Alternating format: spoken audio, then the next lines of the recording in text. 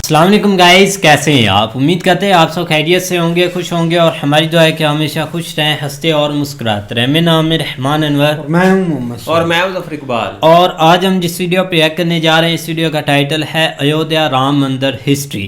तो देखते हैं वीडियो। अगर वीडियो पसंद आए वीडियो को लाइक, चैनल को सब्सक्राइब ज़रूर कीजिएगा। तो करते वीडियो स्टार्ट और देखते हैं।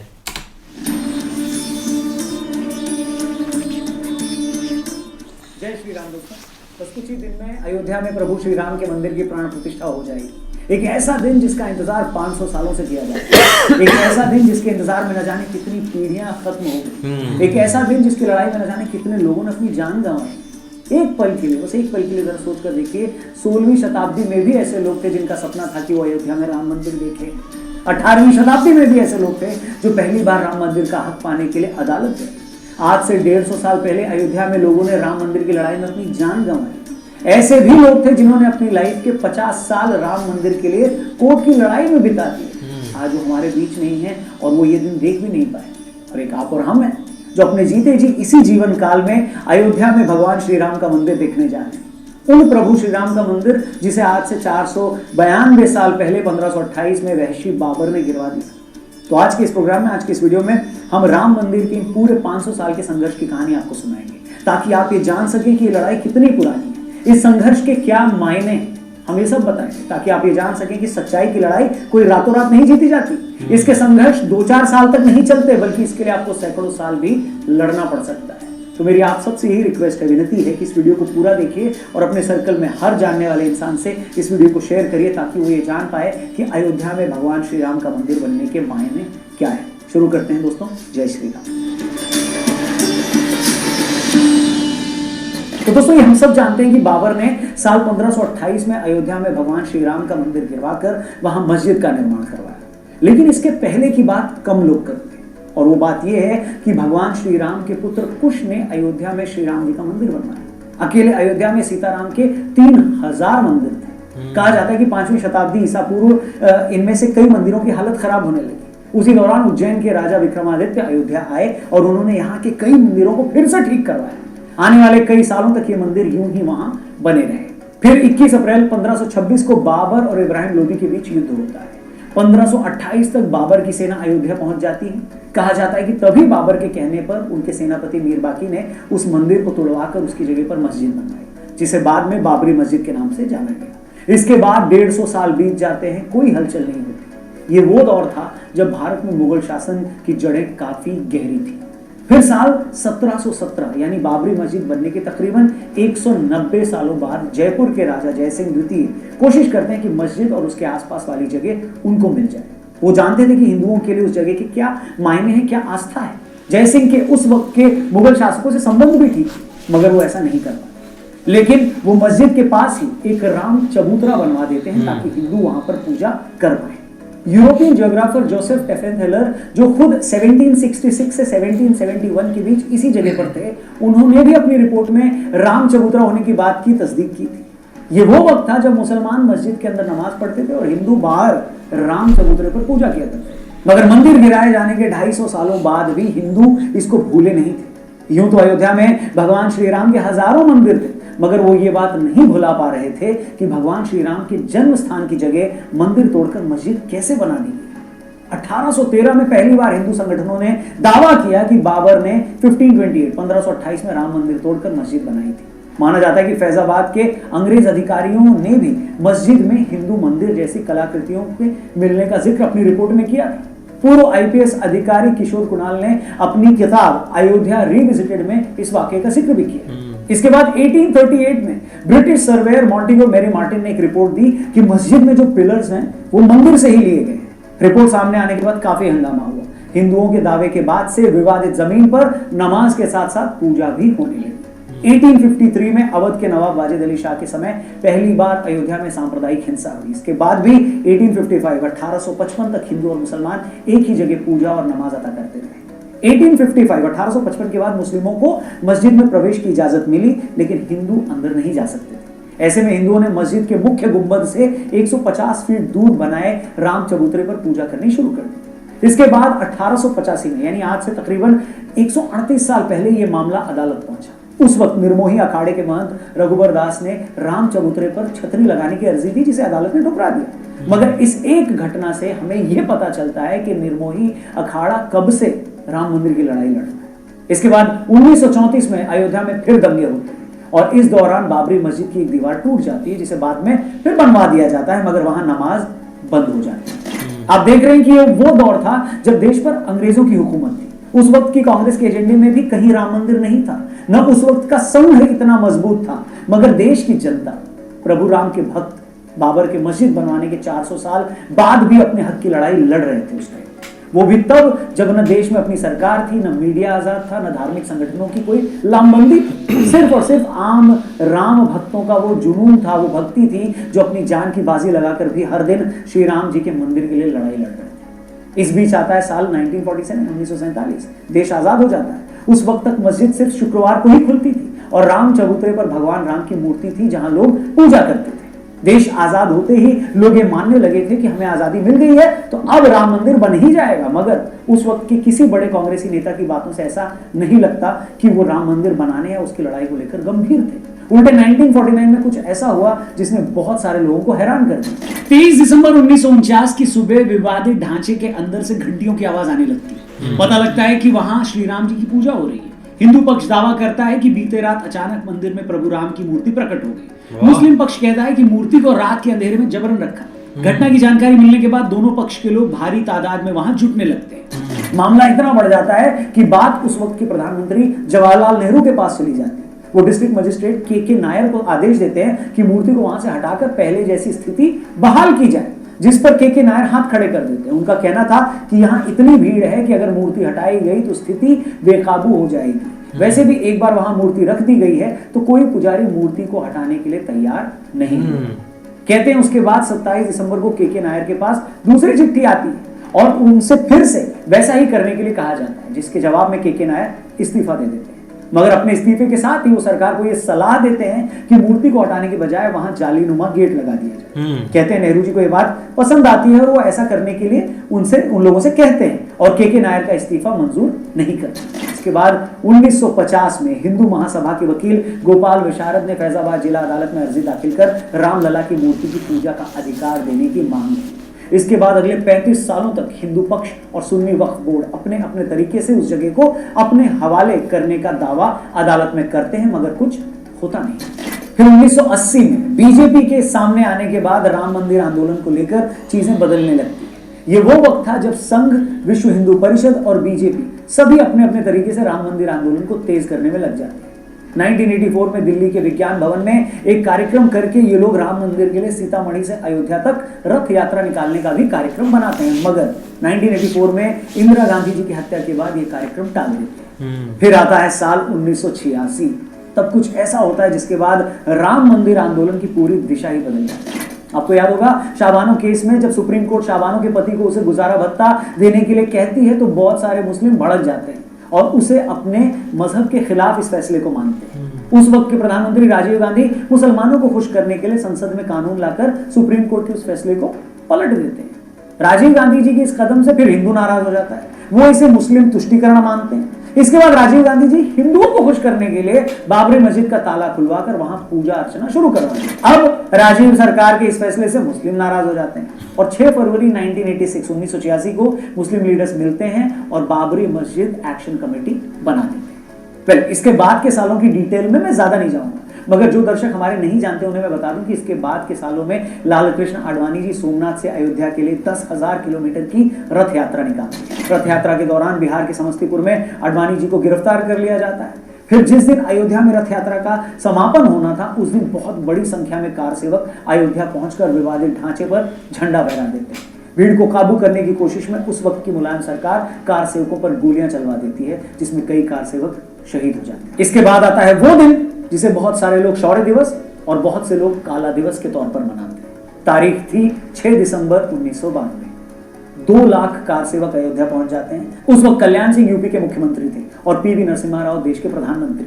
कहते हैं कार सेवकों के वहां पहुंचने से पहले कल्याण सिंह ने अदालत को यह भरोसा दिया था कि वो ढांचे को कोई नुकसान नहीं होने देगा। साथ ही यह भी कहा जाता है कि कल्याण सिंह ने पुलिस को भी यह आदेश दिए थे कि वो भीड़ पर गोली न चलाए। लेकिन इतने सारे लोगों के वहां पहुंचने के बाद वही हुआ जो होना था। 6 दिसंबर 1992 को दोपहर 1:55 पर पहले एक गुंबद गिराया गया, फिर 1.5 घंटे बाद दोपहर 3:30 बजे के करीब दूसरा गुंबद गिराया गया और शाम 5 बजे तक तीनों गुंबद गिरा दिए गए। इस घटना के महज 1.5 घंटे बाद यूपी में राष्ट्रपति शासन लगा दिया गया। कल्याण सिंह ने अपने पद से इस्तीफा दे दिया। इसके बाद हुए दंगों में तकरीबन 1000 लोगों ने अपनी जानें गंवाई। मुंबई में हुए सांप्रदायिक दंगों में भी 900 लोगों ने अपनी जान गंवाई।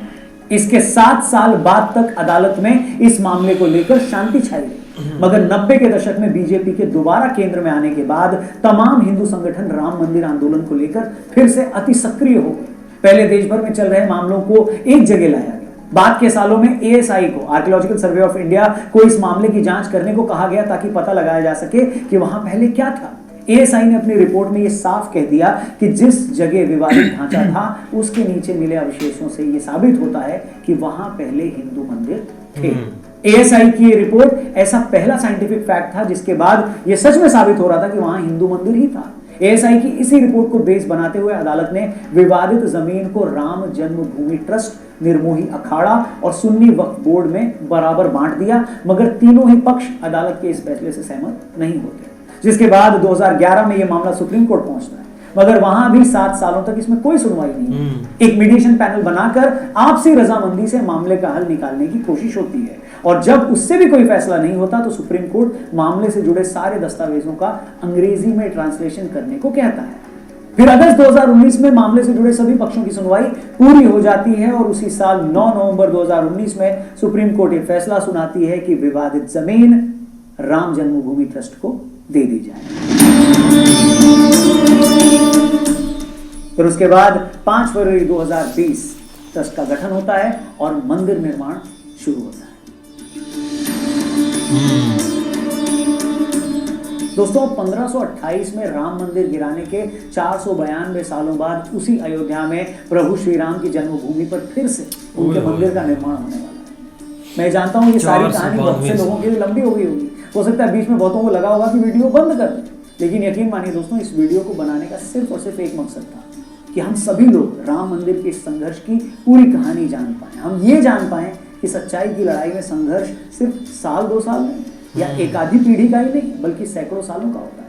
वरना कितने लोगों को पता होगा कि जिन प्रभु राम के मंदिर को लेकर आज हम गदगद हैं, उन्हीं प्रभु श्री राम के मंदिर को लेकर आज से 250 साल पहले राजा जय सिंह भी परेशान थे। जिस राम मंदिर के लिए हम बेचैन हैं, प्रभु श्री राम के उसी मंदिर के लिए आज से 250 साल पहले अयोध्या में हुए दंगों में लोगों ने अपनी जान गंवाई।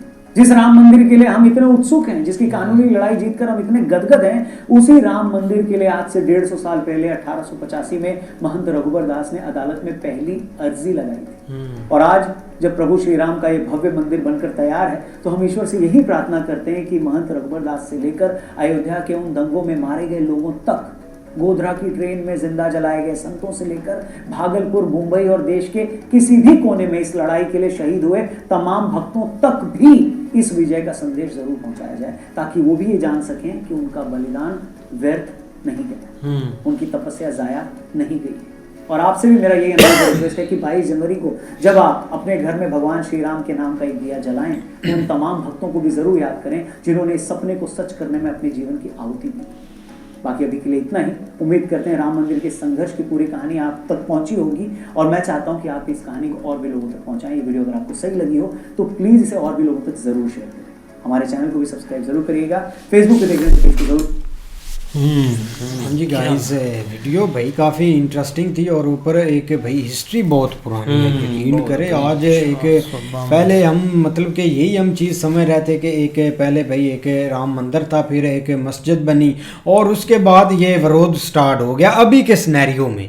अभी के सिनेरियो में हम इस अभी के सिनेरियो में थे, यकीन करें। लेकिन एक इतनी मतलब कि एक ओल्ड और इतना एक, क्योंकि उस टाइम एक हिंदुस्तान आज़ाद भी नहीं हुआ था, तब से ये चीज़ें चल रही है। एक पहले मतलब कि गोरे आए, उन्होंने की चीज़ें, फिर ऊपर से एक मंगोल बोल रहा हूँ, मुगल आ गए थे, और ऊपर से काफ़ी ना एक पुरानी हिस्ट्री पड़ी हुई है। लेकिन तब से ये चीज़ें स्टार्ट है। लेकिन उम्मीद तो यार यही थी कि ऐसी चीज़ें नहीं होनी चाहिए थी, जैसे एक स्टार्ट से हुआ था ना कि मतलब के दोनों पक्ष के या एक मतलब के कर रहे थे पूजा और प्रेयर, ऐसी चीज़ें चलती रहती, लेकिन दोनों एक साइडों से ये चीज़ें मतलब के नहीं हो रही थी, क्योंकि ये होता है अब जब भी मतलब कि एक चीज़ पर होती है तो कोई ना कोई चीज़ हो ही जाती है, लेकिन होना नहीं है ऐसा चाहिए था। अब क्या करे भाई, एक वो तो चीज़ें हो चुकी, वो चीज़ें अब बंदा वापस नहीं ला सकता। लेकिन देखो ना भाई, एक लोगों ने कितनी एक बेगुनाह लोगों ने इतनी जान दी इसमें यार, कोई शक मुंबई नहीं वो यहाँ मुंबई पर वाली बात, वो ट्रेन हाँ। वाली बात होगी, ऊपर से काफ़ी एक लोगों ने भाई एक मृत्यु जिनकी होगी, काफ़ी ना एक सैड रियलिटी है। बिल्कुल भाई, क्योंकि आज से 492 साल पहले ये एक मुद्दा छिड़ा था, और जिस वक्त यही है कि एक बाबर ने आकर एक राम मंदिर को ख़त्म किया और उसकी जगह पर आकर उन्होंने एक मस्जिद बना दी। अब देखें कि सबसे ज़्यादा यही है कि एक जन्मभूमि एक राम जी की, और जो भी एक हिंदू है ना उसके दिल में ये चीज़ बसती है कि जब भी उनके सामने ये चीज़ आएगी ना कि उनको एक राम मंदिर को लेकर एक पुरानी हिस्ट्री सुनाई जाएगी, उनके यार आंखों से आंसू आ जाते हैं, क्योंकि उनके साथ एक राम जी से वो जुड़े हुए हैं। एक वहाँ से उनका हर चीज़ वहाँ से स्टार्ट हो रही है, जिस जगह पर उन्होंने हर चीज़ को ख़त्म करके एक मस्जिद बना दी है। लेकिन यह है कि उस वक़्त कोई शक नहीं, एक मुस्लिम का थोड़ा एक ज़्यादा बात था, तो जिसकी वजह से एक चीज़ें नहीं हाथ में आ सकती थी। लेकिन फिर भी एक सोचने की बात है कि उस वक़्त से लेकर देखो ना काफ़ी अभी कोशिश कर रहे हैं लोग थे, एक फिर भी एक न्यूट्रल होकर ये चीज़ें हुई, इस बात की काफ़ी खुशी हुई है, क्योंकि अब इंडिया भाई एक मतलब कि जब आज़ादी मिली, देश आज़ाद हो गया, तब भी लोगों ने चीज़ें एक ट्राई की, लेकिन एक होता था फिर देश में काफ़ी मसाइल होते थे, इस चीज़ पर नहीं थे, लेकिन फिर भी एक कानूनी कार्रवाई से चीज़ें हुई एक न्यूट्रल रहकर। लेकिन आज भाई वो दिन आ चुका है, और ठीक बात है, मतलब कि लोग अब खुशियाँ भी मनाएंगे, और जो इसमें मृत्यु जिनकी हुई उनको भी याद भी ज़रूर करेंगे। नहीं बिल्कुल ऐसे ही है। असल में मसला ज़्यादा जो है ना वो पास किया था जो मिनॉरिटीज़ के हवाले से, अगर देखें ना तो उस वक्त क्योंकि एक मुस्लिम कम्युनिटी जो है ना वो वहाँ पे मिनॉरिटीज़ में बहुत ज़्यादा तादाद में थी, और इस चीज़ को जो है ना वो गवर्नमेंट के लिए भी एक बहुत बड़ा चैलेंज था कि हम किस साइड के ऊपर आएँ। हालांकि अब देखो ना कि एक जिस तरह एक कांग्रेस गवर्नमेंट है या एक नेहरू के ऊपर आ जाए, उनकी अगर देखो उन्होंने भी कोशिश तो की, लेकिन जो है ना वो आगे गांधी जी के ऊपर भी आए तो उन्होंने भी मतलब हर तरह से बचाने की कोशिश की। जब आप देख लो कि मूर्ति दरमियान में रखी गई तो उन्होंने एक दफ़ा तो कहा कि भाई आप एक तरीके से हटाएं, लेकिन ये कि वो नहीं हटा सके। उन्होंने कहा आप ऐसा करें, आप जो है ना वो एक लोहे की जो है ना वो सलाखें या एक जो है ना वो गेट बना मतलब ये कि हर तरह से उनकी यही कोशिश थी कि दोनों पक्ष जो है ना वो मतलब साथ साथ चले। लेकिन ये कि दास जी को आज ज़रूर इस जो है ना वो मौके के ऊपर याद रखना चाहिए उनकी कुर्बानी को। उनकी यही कुर्बानी की उन्होंने भाई अर्जी लगाई जाके एक सुप्रीम कोर्ट में या एक केस स्टार्ट किया, जिसके बाद आगे फिर जो है ना वो जो है ना जिसमें अब अरेस्ट ज्वालोजी एस्ट्रोलॉजिस्ट जो है ना वो नाम हाँ वो आया, मतलब जिसमें के मोहम्मद भी थे। उन्होंने भाई फिर साथ मिला के असल में ना के मोहम्मद का फिर नाम इसलिए बाहर आया कि हालांकि ये पूरी एक टीम थी जिनका काम था कि आपने जस्ट जो है ना वो सबूत इकट्ठे करना। उसमें देख लो कि 263 के करीब जो है ना वो उनको एक वहाँ पे प्रूफ मिले, जिसमें जो है ना वो छोटी मूर्तियाँ थी या बहुत सारी ऐसी चीज़ें थी जो कि मतलब डिजाइन था वहाँ पे एक हाँ डिजाइन था, वो भी था, मतलब एक बड़ी दीवारें तो थी लेकिन साथ एक छोटे भी सबूत उन्होंने वहाँ से निकाले, जिस वजह से ये एक चीज़ फाइनल होगी कि मतलब यहाँ पे है। और उसके बाद ज़ाहिर बात है एक चीज़ इजी होगी फिर, और इस चीज़ को फिर जो है ना वो लोगों को एक्सेप्ट करना पड़ा कि ये वाकई एक रियलिटी के बेस के ऊपर है। और आज देख लो कि वो वहाँ पे भाई आज बन के तैयार हो गया। लेकिन ये कि बिल्कुल एक हिस्ट्री के बारे में जानना ज़रूरी था। असल में जो एक तगोदो होती है या एक जंग होती है ना इस तरह की, वो एक नस्ल दर नस्ल चढ़ती है, पीढ़ियाँ उसमें जो है ना वो मतलब अपनी कुर्बानियाँ देती हैं। आप देख लो कि कितनों ने इसके ऊपर कुर्बानी दी। आज जो है ना वो मतलब उनकी एक जो है ना वो मतलब किस तरह उनको याद रखा जाएगा। बहुत ज़्यादा उनके जो पीछे रिलेटिव हैं वो खुश होंगे इस चीज़ के ऊपर कि हमारे बच्चों ने या इसके लिए जो है ना वो बहुत एक कम अज़ कम वो इस दौड़ में शामिल तो थे ना। लेकिन ये कि वो जो होना था वो मतलब एक जो एक सैड वाक़े थे जो कि नहीं होने थे, लेकिन बस वो इस तरह एक चीज़ें मान के कुछ पॉलिटिकल इश्यूज दरमियान में आ गए जो कि नहीं आने चाहिए थे, लेकिन वहाँ पे मजबूरी फिर मान जाती है ना, रियासत की भी इन्वॉल्वमेंट, फिर बाकी चीज़ें जो है ना वो साथ चलने लग जाती हैं। लेकिन फिर देख लो कि आज और एक बिल्कुल एक चीज़ें कंप्लीट हो गई हैं। बाकी अच्छी वीडियो थी, उम्मीद करते आपको पसंद आएगी। अगर पसंद आए वीडियो को लाइक, चैनल को सब्सक्राइब ज़रूर कीजिएगा। तब तक के लिए गुड बाय।